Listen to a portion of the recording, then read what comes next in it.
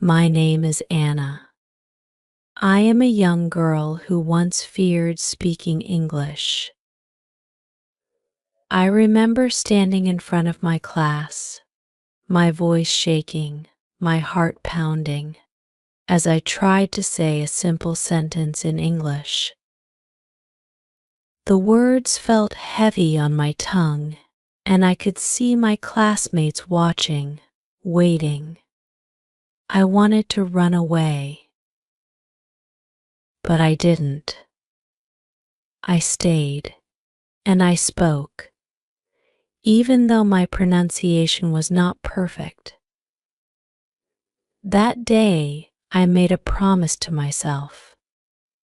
I would learn English, not just to speak it, but to speak it well. I wanted to sound confident, like the people I saw on TV. I wanted to pronounce every word correctly, so no one would ever laugh at me again. One day, I found a book in the library. It was about a girl who, like me, struggled with learning English. Her name was Lily. She came from a small village where no one spoke English. But Lily had a dream. She wanted to travel the world and meet people from different countries. She knew that to do this, she had to learn English. Lily's journey was not easy. She cried many nights, feeling hopeless. But one night, as she sat by her window, looking at the stars, she realized something. "I don't need to be perfect," she whispered. "I just need to start." And so she did. Lily began by listening. She listened to English songs, even though she didn't understand the words at first. She watched English movies, trying to mimic the way the actors spoke. Slowly, she began to recognize words and sounds. She practiced every day, sometimes in front of the mirror, sometimes with her friends. I felt a connection with Lily. Her story gave me hope. I decided to follow her steps. I started with listening. Just like Lily, I listened to English songs. At first, it was hard. The words seemed to blend together, but I didn't give up.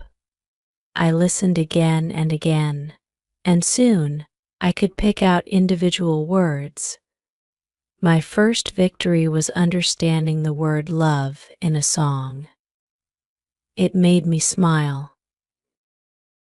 Every day, I learned a new word. I would repeat it to myself, trying to get the pronunciation just right. Sometimes I would ask my English teacher for help.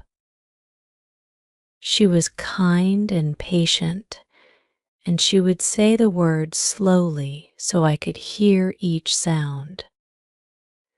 I would close my eyes and listen carefully, then try to say it exactly the same way. One day, I met a girl named Emily. She was new to our school and came from another country. She didn't speak our language, and I could see she was scared. I remembered how I felt when I couldn't speak English well, and I wanted to help her. I approached her and said, "Hello." Emily looked at me with wide eyes. I could see she didn't understand. So, I repeated it slowly and pointed to myself, then to her. "Hello, I'm Anna. What's your name?" She smiled shyly and replied, "Emily." We became friends. Emily helped me with my English, and I helped her with our language. We practiced together every day. I taught her words, and she taught me how to pronounce them correctly. We laughed a lot, especially when we made mistakes, but we never gave up. One day, Emily said something that made me think. Anna, don't be afraid to make mistakes. They are our teachers. Every time you make a mistake, you learn something new. Her words stayed with me. I realized that I was so afraid of making mistakes that I was holding myself back. From that day on, I embraced my mistakes. Every time I said a word wrong, I would laugh and try again. I knew that each mistake was bringing me closer to my goal. My English teacher noticed the change in me. She told me that I was improving, and that made me feel proud. She said, "Anna, you have a gift. You don't just learn English, you live it. You feel the words in your heart, and that's why you will succeed." I smiled, but deep inside, I knew I still had a long way to go. There were still words I couldn't pronounce correctly, and sometimes I would get frustrated.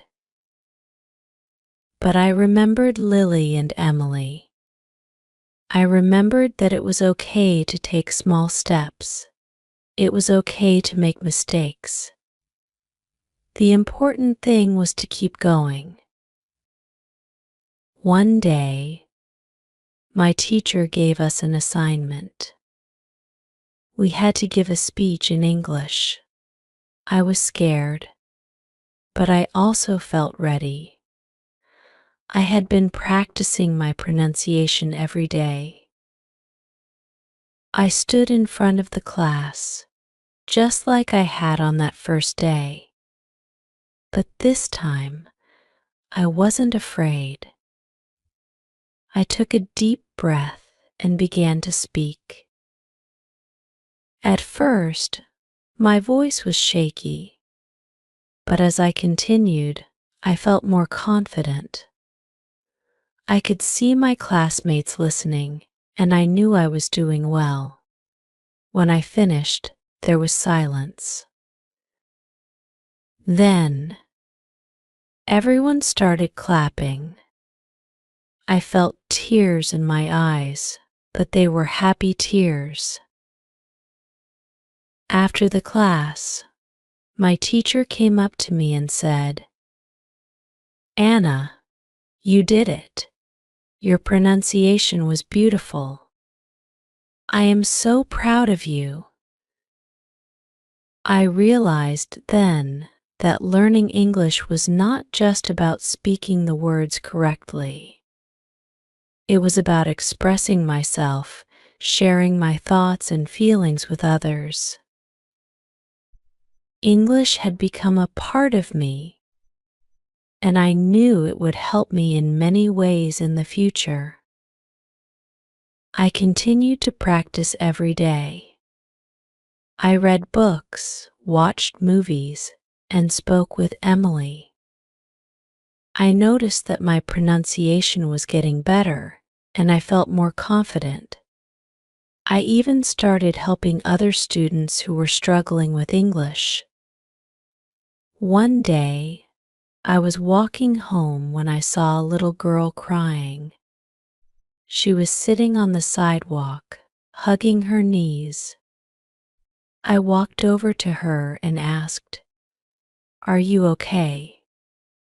She looked up at me with tear-filled eyes and shook her head. "I can't speak English," she whispered. "The kids at school laugh at me." I felt a pang in my heart. I knew exactly how she felt. I sat down beside her and said, "I understand. But you know what? You can learn. I'll help you." She looked at me with hope in her eyes. I smiled and said, "Let's start with something simple. Can you say hello?" She nodded and tried to say the word, but her pronunciation was not perfect. I didn't laugh. I just smiled and said, "That's great. Now, let's try again." We practiced together for a while, and I could see her confidence growing. She was starting to believe in herself, just like I had learned to believe in myself. From that day on, I helped her every day. We practiced words and sentences, and I could see her improving.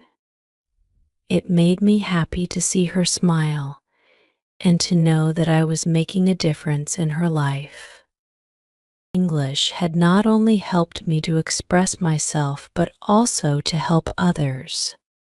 I realized that language is not just about words. It's about connecting with people, understanding their feelings, and being there for them. As I continued to learn, I discovered more ways to improve my pronunciation. I started to pay attention to the way native speakers moved their mouths when they spoke.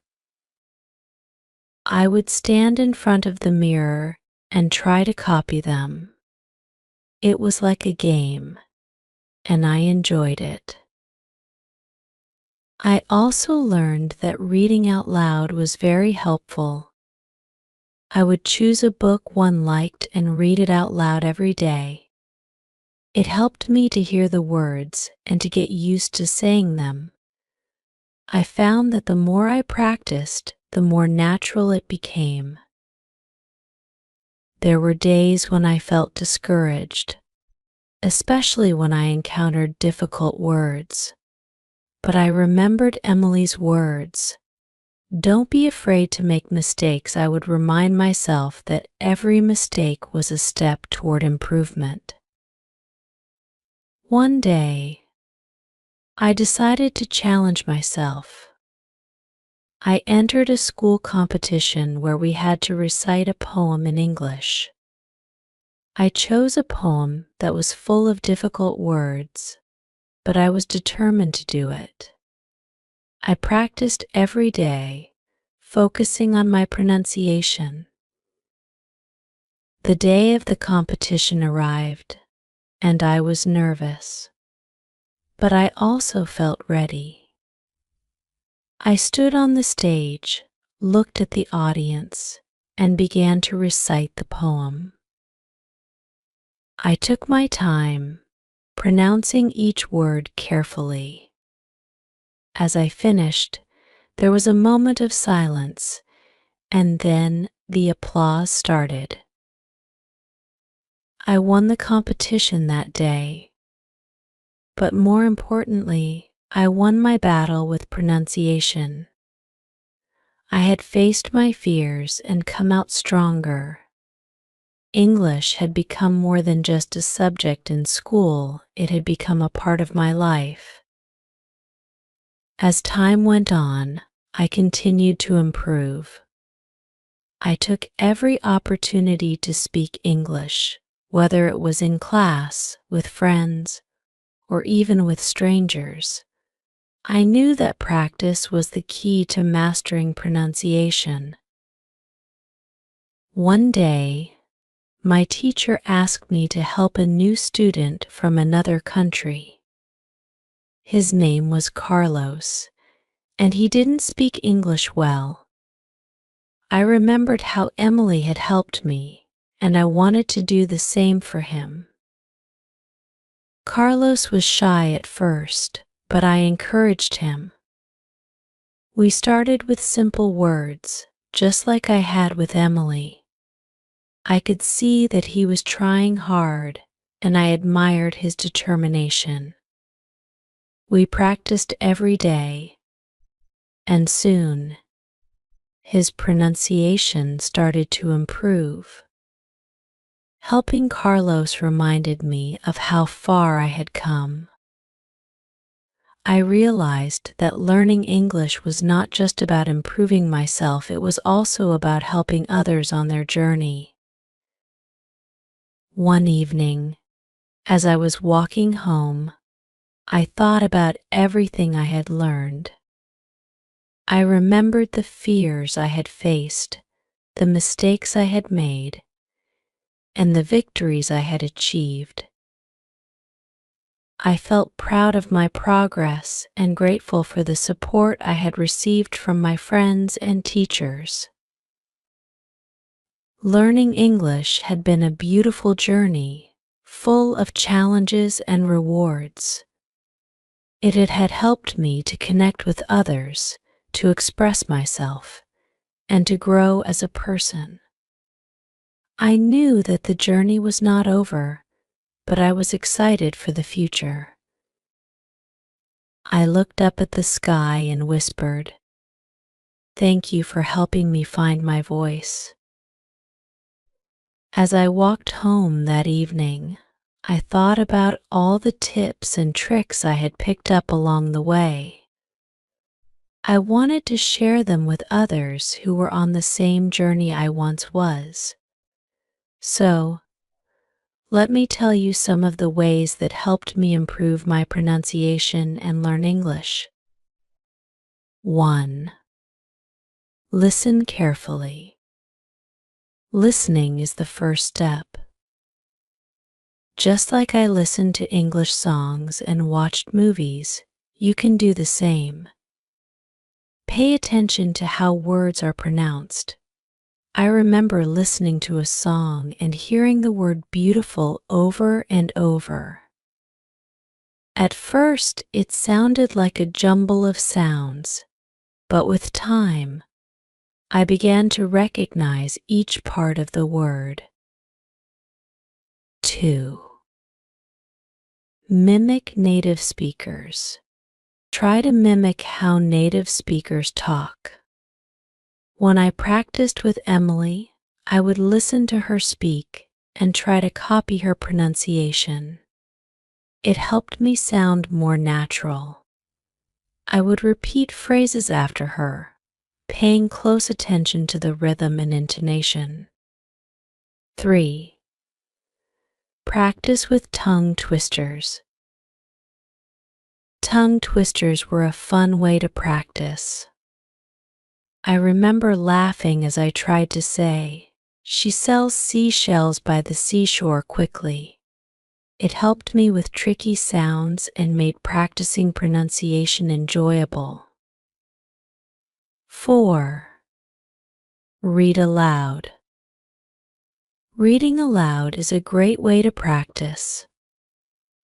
I chose books with interesting stories and read them out loud every day.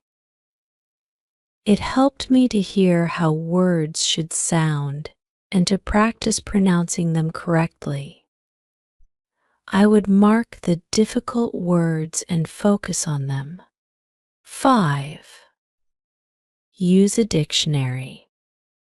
Whenever I encountered a new word, I would use a dictionary with audio pronunciation. It was like having a guide that showed me how to say the word correctly. I would listen to the pronunciation and then repeat it until I got it right. 6. Record yourself. Recording yourself speaking was a powerful tool. I would listen to the recordings and compare them with native speakers. It helped me hear mistakes I might not notice otherwise. I remember recording myself reading a poem and realizing I needed to work on my intonation. 7. Practice with a partner. Practicing with a friend or a language partner made learning enjoyable. I practiced English with Emily and Carlos. and it was fun to learn together. We would correct each other and celebrate our progress. Find someone to practice with and support each other. 8. Learn phonetics. Understanding phonetics helped me with pronunciation. I learned about different sounds and how to produce them. It was like learning a new alphabet. I would practice the sounds that were difficult for me until I could say them confidently. 9. Be patient and persistent. Learning English takes time, and it's important to be patient. There were times when I felt frustrated, but I kept going. I remembered Emily's advice: don't be afraid to make mistakes. Every mistake was a step toward improvement. 10. Speak every day. I made it a habit to speak English every day. Whether it was talking to my friends, answering questions in class, or even thinking in English, it helped me become more comfortable with the language. The more I spoke, the better my pronunciation became. 11. Watch yourself in the mirror.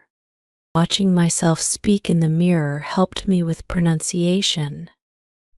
I would see how my mouth moved and try to adjust it to match the way native speakers spoke. It was like having a personal coach. 12. Use language learning apps. I discovered that language learning apps were useful tools. They had exercises for pronunciation and speaking practice. I used them regularly and found that they helped me track my progress and improve my skills. 13. Join a language group. Joining a language group or club provided a supportive environment. I met other learners who shared my goals. We practiced together, shared tips, and encouraged each other. It was motivating to be part of a community. 14. Focus on stress and intonation. Understanding stress and intonation in sentences was important. I learned that the way I stressed certain words and the rise and fall of my voice affected how I was understood. Practicing with sentences and listening to native speakers helped me master this. 15. Celebrate your progress. Every small achievement was worth celebrating. I kept track of my progress and rewarded myself for reaching milestones. It made learning English more enjoyable and kept me motivated. As I shared these tips with Carlos, I saw a spark of hope in his eyes. He started to practice more, using the tips I had shared. His pronunciation improved, and he began to feel more confident. It reminded me of my own journey and how far I had come. Learning English and improving pronunciation is a continuous journey. It's like climbing a mountain. There are challenges, but the view from the top is worth it. English opens doors to new opportunities and helps us connect with people from around the world. I continued to practice, knowing that each day brought new lessons. I embraced every mistake as a chance to learn and grow. I took joy in helping others, knowing that by sharing what I had learned, I was making a difference. One day, as I walked to school, I saw a group of students gathered around Carlos. He was speaking confidently, and everyone was listening. I smiled, knowing that he was on his way to achieving his dreams, just like I was. The journey of learning English and improving pronunciation is not just about speaking correctly. It's about finding your voice, connecting with others, and expressing yourself with confidence. It's about overcoming fears and celebrating victories, both big and small. As I looked up at the sky, I whispered, "Thank you for helping me find my voice and for guiding me on this beautiful journey."